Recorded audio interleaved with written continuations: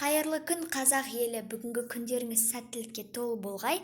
Бүгін мен бір қасығын ауызға салғанда күні бойы сергек жүретін шоколадты брауни пирогының рецептісін түсірдім. Бұл пирог шоколад пен жаңғақтарды жақсы көретін адамдарға таптырмас керемет идея. Міндетті түрде жасап көріңіздер. Жасап отбасыларыңызды, жақындарыңызды қуантыңыздар.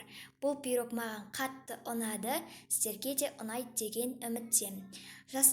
Қамырын жасаймыз. Ол үшін бізге ұн, жұмыртқа, какао, құмшекер, сары май және де шоколад қажет.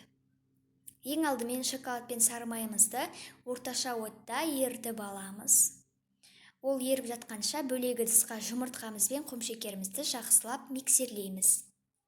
Миксерледік, енді оған дейін біздің де шоколадымыз еріп қалды. Оны салып тағы араластырамыз. Сосын құрғақ ингредиенттерімізді салып та араластырамыз.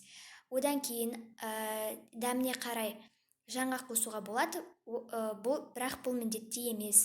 Майланған формада 180 градуста 25-30 минуттай пісіреміз. Міне басқан кезде осындай жұмсақ болады. Пирогымыз дайын. Үстін қалауларыңызша әсемдейсіздер. Шоколадты ерітіп те салуға болады, немесе кокос жаңқасымен әсемдеуге де болады, немесе тіпті жеміс жидектермен де әсемдеуге болады. Қош сау болыңыздар. Тіркелу батырмасымен лайк басып қойыңыздар. Қош сау болыңыздар. Келесі видео рецептте кездескенше.